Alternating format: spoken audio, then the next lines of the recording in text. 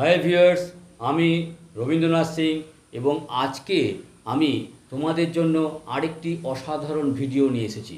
আজকে আমরা বীজগণিতের যে উৎপাদকের বিশ্লেষণ যে চ্যাপ্টারটা আছে, উৎপাদকের বিশ্লেষণ তো বিভিন্নভাবে করা যায়। আজকে যে পোর্শনটা নিয়ে আমরা আলোচনা করব সেটা হলো মিডিল টার্ম ফ্যাক্টর।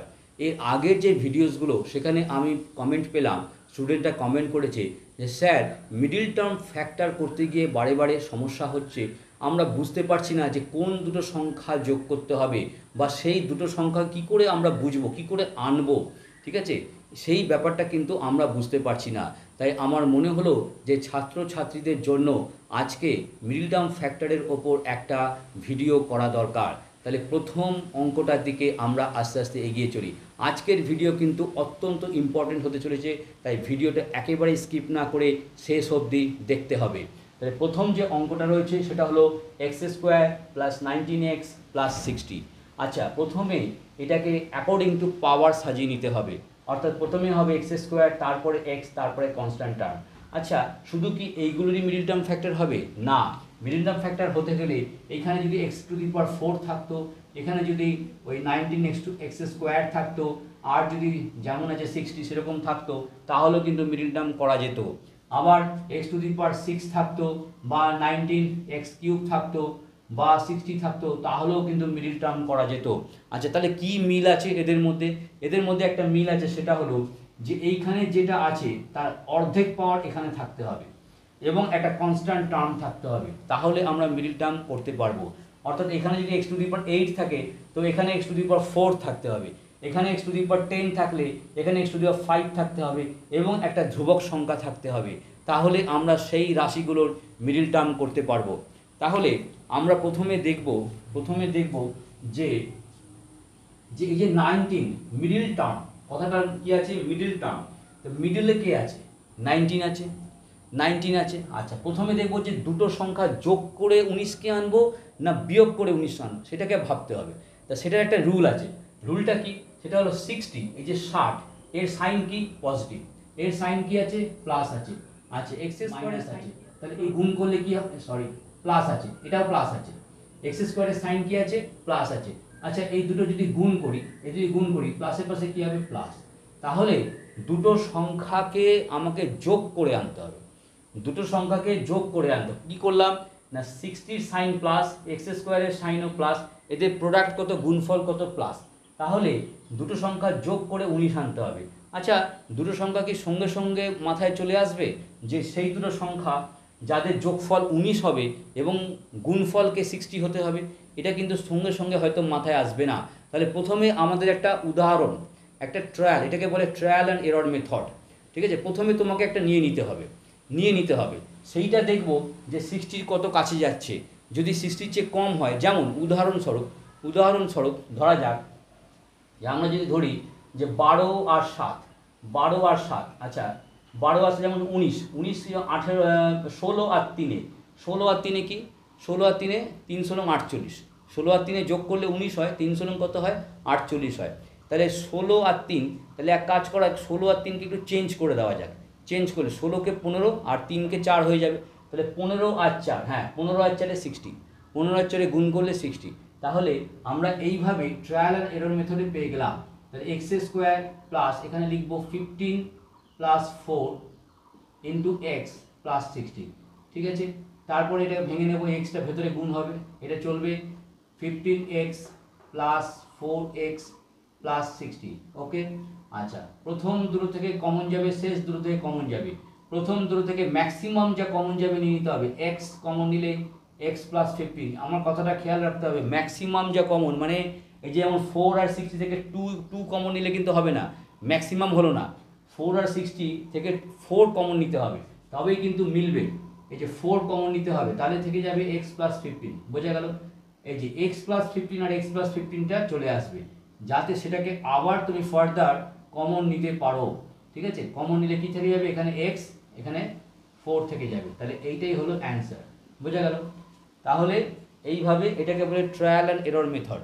প্রথমে আমরা 16 আর 3 দেখে নিলাম যে 3 × 48 হচ্ছে না, তাহলে 16 আর 3 জায়গায় আমরা 15 আর 4 নিয়ে নিলাম। ঠিক আছে, কেন 17 আর ইয়ে করলে তো 17 আর 2 তো 19, 17 দুগুণে 38 হবেই না, তাহলে 15 আর 4 যেই নিলাম আমরা কিন্তু পেয়ে গেলাম 60কে। তাহলে আরেকটা অঙ্ক দেখি, আরেকটা অঙ্ক হলো x square plus 5x, x square এখানে নাম্বার 1 এখানে number 2, x square plus 5x minus 104। আচ্ছা, এখানে আবার সেই দেখা যাচ্ছে অ্যাকর্ডিং টু পাওয়ার সাজানোই আছে, এবং এক্স স্কোয়ার আছে, এখানে তার অর্ধেক পাওয়ার আছে, এবং এখানে একটা ধ্রুবক রাশি আছে, অতএব এটা মিডল টার্ম ফ্যাক্টর করা যাবে। আচ্ছা, এবার আমরা দেখব যে এখানে প্লাস করে আনবো না মাইনাস করে আনবো সেগুলো দেখব। এখানে আছে মাইনাস, এখানে আছে মাইনাস, আর এখানে কি আছে প্লাস, এখানে মাইনাস এখানে প্লাস, তাহলে প্লাস মাইনাসে গুণ করলে কি হবে মাইনাস, বিয়োগ চিহ্ন। তাহলে দুটো সংখ্যা খুঁজতে হবে যাদের বিয়োগফল 5 হবে এবং গুণফল 104 হবে। তাহলে দুটো সংখ্যা, তাহলে 5-এর ওপরে একটা সংখ্যা আনতেই হবে, দুটো সংখ্যা 5-এর ওপরে তো একটা থাকতেই হবে। যেমন ধরা যাক 5-এর ওপরে যদি আমরা 12 নিই, 12 থেকে 7 গেলে 5, আর 7 বারং 84, কিন্তু আমাকে 104-এ রিচ করতে হবে, তাহলে 12কে আস্তে আস্তে বাড়াতে হবে, 12কে আসে 13, 13 থেকে কত যাবে 8, হ্যাঁ 13 আর 8-এ 104, 13 আর 8 গুণ করলে কত হবে, 13 আর 8-এ গুণ করলে কী হবে, 13 থেকে 8 গেলে দেখুন 5 হয়, এবং 13 8-এ কী হবে 3 8-এ 24, 4 হাতে হলো 2, 8-এ কি 8 আর 2 10, তাহলে 104। তাহলে আমরা কি করব, এক্স স্কোয়ার প্লাস এখানে 5-এর জায়গায় কি করব 13 মাইনাস 8 এক্স মাইনাস 104, ঠিক আছে, তারপরে x square plus 13 x minus 8x minus 104, ঠিক আছে। এবার প্রথম দুটো থেকে কমন যাবে এক্স, এক্সের বেশি কিন্তু কমন যায় না, শেষের দুটোতে কমন যাবে -8, ঠিক আছে, মাইনাস যদি কমন যায় তো মাইনাস কমন নিতে হবে, তাহলে থেকে যাবে কত এক্স প্লাস 13, কি থেকে যাবে এক্স প্লাস 13 থেকে যাবে। এই এক্স প্লাস 13 আর এক্স প্লাস 13 যেহেতু মিলে গেল, এটাকেও কমন নিয়ে নিতে হবে, কমন নিয়ে থেকে যাবে কত এক্স মাইনাস 8, ঠিক আছে, এই হলো এক্স মাইনাস 8, বোঝা গেল। আচ্ছা, তাহলে আরও কিছু ক্যাটাগরিজ আছে মিডল টার্ম ফ্যাক্টরে, সেগুলো আমরা আস্তে আস্তে শিখে নেব, আজকের ভিডিওতে শিখে নেব। তাহলে এরপরে যে সামটা আমরা করব সেটা একটা অন্য ক্যাটাগরিতে পড়ছে, সেটা শেখা খুব দরকার। আমি এই দুটোর পার্থক্য বলে দেবো, যে আগের যে ক্যাটাগরি আর এখন যে অঙ্কটা করতে চলেছি সেই ক্যাটাগরি কি, এদের মধ্যে কি ডিফারেন্স সেটা কিন্তু জানতে হবে। আচ্ছা, প্রথমে আমরা কি করব, 3p স্কোয়ার প্লাস 10p, এখানে একটা 3 নম্বর অঙ্ক, 3p square plus 10p plus 8। আচ্ছা, এখানে একটা চেঞ্জ এসে গেছে, এর আগেরগুলোতে ছিল, এর আগের অঙ্কতে কি ছিল x square plus 19x plus 60 ছিল। এবার এখানে জিজ্ঞেস করবে স্যার আপনি তো ওখানে 60 এনেছিলাম, আমরা গুণ করে 60 এনেছিলাম, তাহলে এখানে কত আনবো, এখানে কি 8 আনবো না, অ্যাকচুয়ালি নিয়ম হলো এই কনস্ট্যান্টটা 8টাকে বোঝা যাচ্ছে না, এই যে 8 আর 3-এর গুণফলকে আনতে হবে, পি স্কোয়ারের সহগ কি 3, 3 8 24, 24কে আনতে হবে। তাহলে প্রশ্ন হবে তাহলে আমরা কি আগের অঙ্কতে সেরকম করেছি, হ্যাঁ এক্স স্কোয়ারের সহগ অ্যাকচুয়ালি কী ছিল 1, তো সেটা আমরা বলার প্রয়োজন পড়িনি, 1 আর 60 গুণ করলে 60কে 60 × 1 কিন্তু 60, তাহলে অ্যাকচুয়ালি নিয়ম হলো এই যে কনস্ট্যান্ট টার্ম আর পি স্কোয়ারের যে সহগ 3, 3 8 24কে আনতে হবে। আচ্ছা, এটাও প্লাস এটাও প্লাস, সাইনের কনভেনশন তো আগেই জেনেছি, প্লাসে প্লাসে প্লাস, তাহলে যোগ করে 10 আনতে হবে যাদের গুণফল 24, এটা কিন্তু খুব সোজা, দুটো সংখ্যা যোগ করে 10, 6 আর 4, 6 আর 4, 6 আর 4 যোগ করলে কত হয় 10 হয়, আর 4 6 24, তাহলে এটাকে করা যাক, তাহলে 3p স্কোয়ার প্লাস এখানে 10-এর জায়গায় 6 প্লাস 4 ইন্টু p প্লাস 8, ঠিক আছে, তাহলে 3p square plus 6p plus 4p plus 8। আচ্ছা, ম্যাক্সিমাম কমন যাচ্ছে 3 কমন যাচ্ছে, p কমন যাচ্ছে, তাহলে থেকে যাচ্ছে কত p প্লাস 2, আর এখানে থেকে যাচ্ছে 4, এখানেও p plus 2। Middle term factor করার সময় এই দুটো অবশ্যই মিলবে, যদি না মিলে তাহলে বুঝতে হবে অঙ্কতে কোথাও ভুল হচ্ছে, তখন অঙ্কটাকে আবার দেখতে হবে কোথায় ভুল হচ্ছে।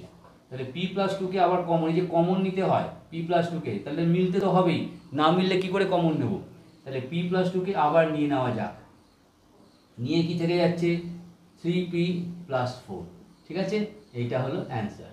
এবার আমরা আজকে নাম্বার 4 এবং লাস্ট অঙ্কের দিকে চলে যাচ্ছি, 7m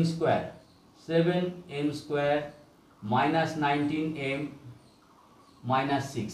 আচ্ছা, এখানে 6 7 42 এবং এখানে মাইনাস সাইন আছে, এখানে প্লাস আছে, প্লাস মাইনাসে গুণ করলে মাইনাস হচ্ছে, তাহলে বিয়োগ করে 19 আনতে হবে। মাঝখানে টার্ম কি আছে? 19 আছে, বিয়োগ করে 19 আনতে হবে, যাতে গুণফল হবে 42। এটা 19-এর ওপরে একটা সংখ্যা ভাবা যেতে পারে। 19-এর ওপরে একটু ভাবলে হয়, যেমন 21, 21 থেকে 2 গেলে 19 এবং 21 দুগুণে 42। আচ্ছা, প্রথমেই মিলে যাচ্ছে। তা আমরা যদি ভুল করে 22ও করতাম, 22কে 3 দিয়ে গুণ করে অনেক বেশি হয়ে যাচ্ছিলো, তখন আমাদের কমাতে হতো, আমরা 21-এই ফিরে আসতাম। তাহলে 21 দুগুণে 42, তাহলে 21 দুগুণে 42 এখানে লিখতে হবে। তাহলে 7m², 19-এর জায়গায় 21 - 2 ইন্টু m -6। আচ্ছা, তারপর কী হবে? 7m² -21m, মাইনাসে মাইনাসে প্লাস। এই জায়গাটা কিন্তু খেয়াল রাখতে হবে, স্টুডেন্টরা খুব ভুল করে। এই যে ব্র্যাকেটের আগে মাইনাস সাইন আছে, তাহলে ভেতরে যে সাইন, যেমন এটা এখানে অ্যাকচুয়ালি প্লাস ছিল, তা প্লাস মাইনাসে মাইনাস হলো, মানে ভেতরে যে নেক্সট সাইনটা সেটা কিন্তু চেঞ্জ হবে। প্রথমটা তো যেমন ছিল, প্রথমটা যদি বলা যায় তাহলে দুটোই চেঞ্জ হচ্ছে, দুটো তো চেঞ্জ হবে। যেমন এটা প্লাস ছিল, অ্যাকচুয়ালি কি প্লাস, প্লাস মাইনাস এটা মাইনাস হলো, আর মাইনাসটা যখন মাইনাসে মাইনাসে প্লাস হয়ে গেল। তাহলে এই জায়গাটা কিন্তু খেয়াল রাখতে হবে যে ব্র্যাকেটের ভেতরে যে চিহ্ন সেটা কিন্তু চেঞ্জ হয়। এটা স্টুডেন্টরা অনেক সময় ভুল করে ফেলে। ঠিক আছে, আমি আপাতত প্লাসটা মুছে দিলাম। এরপরে ম্যাক্সিমাম যে কমন যায় 7m, কমন যাচ্ছে, থাকছে কত? m - 3, আর 2 কমন গেলে কত থাকছে? m - 3। ঠিক আছে, m - 3, তাহলে m - 3কে আবার কমন নিয়ে নেব, থেকে যাবে 7m + 2। ঠিক আছে, 7m + 2। আচ্ছা, এমটা ভালো করে লিখে দিই। তাহলে এই হলো আমাদের অ্যান্সার। তাহলে এইভাবে কিন্তু আমরা মিডল টার্ম ফ্যাক্টর করতে পারলাম। তাহলে আজকের এই ভিডিওতে মিডল টার্ম ফ্যাক্টর সম্বন্ধে যেখানে যেখানে ডাউট ছিল তা জলের মতো পরিষ্কার। তাহলে এই ভিডিও যদি তোমাদের পছন্দ হয়ে থাকে তাহলে লাইক করো, শেয়ার করো এবং সাবস্ক্রাইব করো, এবং অবশ্যই বেল আইকন প্রেস করে রাখো, যাতে আগে যে সমস্ত ভিডিওসগুলো আসতে চলেছে তাদের নোটিফিকেশন সবার আগে তোমাদের কাছে চলে যায়। তাহলে আজকের জন্য গুড বাই, টাটা।